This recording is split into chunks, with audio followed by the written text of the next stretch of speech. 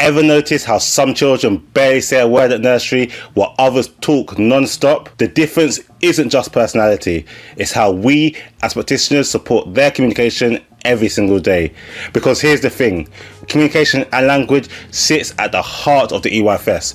It shapes everything else, from how children learn, to how they form relationships, to how confident they feel in the world around them. And it's also one of the first things Ofsted look for when they walk into your setting. They're listening to the language you use, how you respond to children, and whether your interactions help them to think and talk more. So in this video, I'm going to show you how to build children's communication and language in simple, everyday ways through play, conversation, and those small moments that make a big difference.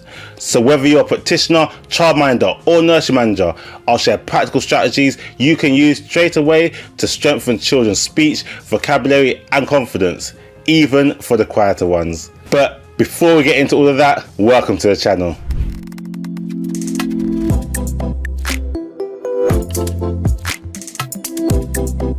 Welcome to the channel, Open Nursery, with myself, Kurt Liania, where I help people to open, run, and grow successful nurseries, and where I also support practitioners to deliver outstanding early age practice.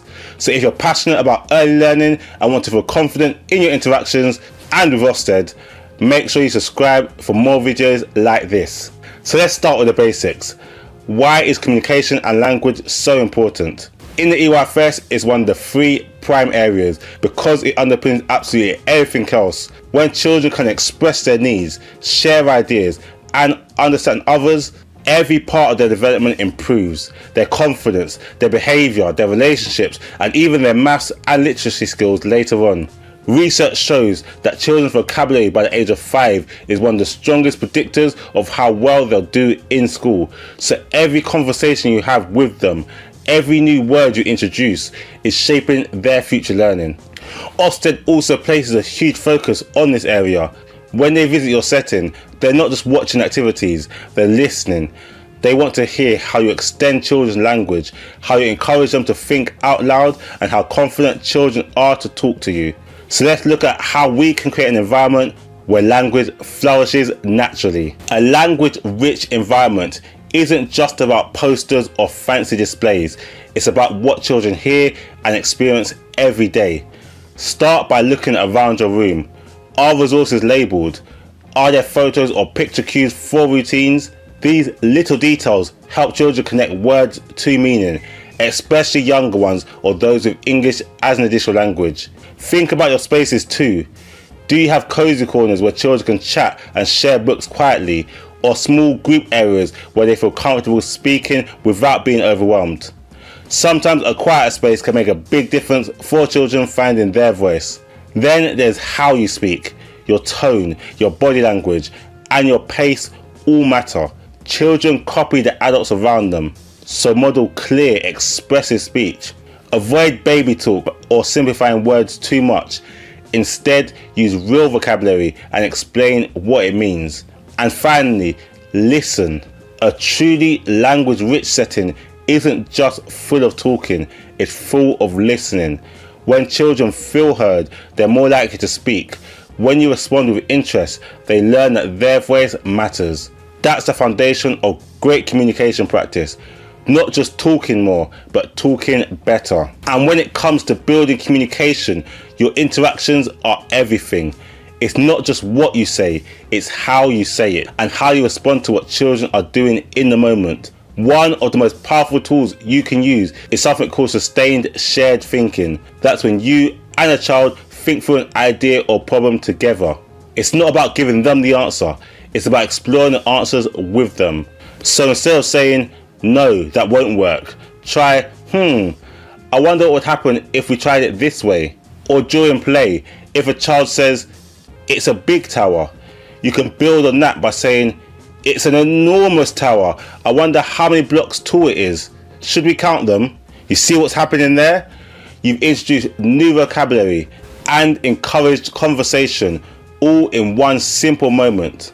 Also, remember to give children time to respond. We often ask a question and then jump straight in with the answer, but children, especially younger ones, need time to process. Try pausing for 5 seconds after asking, It feels long, but it works wonders. When Ofsted observe your practice, they're not looking for big formal lessons. They're listening for this. Those everyday back and forth conversations that show real teaching and connection. Now let's talk about the children who don't speak as much, or those who are still developing their language skills. Every child communicates. Some just do it differently. They might use gestures, sounds, or facial expressions before they use words. And it's our job to notice and respond to these cues. If a child points, repeat the word for them. Yes, that's a ball. If they use a short phrase, expand it. So if they say ball, you can expand by saying you've got a big red ball. This models language without putting pressure on them. For children with English as an additional language, remember that understanding always comes before speaking. So keep using clear, confident English and include visuals where possible. Don't switch languages unless you're fluent. Just focus on giving them context and repetition. And for children with speech delays, celebrate every small step. Progress might be slow, but the key is consistency, lots of patience and responsive interactions. Try pairing quieter children with confident talkers for group play, and most importantly, avoid finishing their sentences for them. Give them time, show interest, and you'll see their confidence grow. The beauty of communication work is that it doesn't need a special activity. It happens all day long. During snack time, that's a language opportunity. Talk about what foods they like, describe the taste or texture, or count pieces of fruit. Outdoor play, another one. Describe what's happening. You're running so fast, the ball rolled under the bench. How can we get it out? Even tidy up time builds language. Use positional words like under, next to, behind. It all counts as early maths and language combined. The key is to stay curious. Ask, comment, narrate, and wonder out loud. When children hear rich language used naturally, they begin to use it themselves. Strong communication isn't about talking more, it's about connecting more.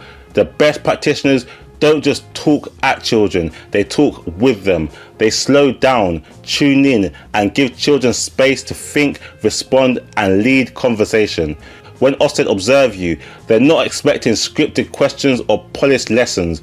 They want to see genuine engagement. They want to see you responding to children's ideas, building their thinking, and helping them find the words to express themselves. That's what outstanding practice looks like. Not overcomplicating it, but valuing every moment as an opportunity for learning. So, if you want to strengthen your practice and help children thrive, make communication and language part of everything you do. It's not just an EYFS requirement. It's the foundation of learning, confidence, and connection. If you have found this video helpful, make sure you also watch my videos on the importance of the key person role and what Ofsted look for during inspections. They'll give you even more strategies to build outstanding early years practice. But I want to thank you for watching. Don't forget to hit that like button and subscribe. And remember, every word you speak builds a child's world. God bless.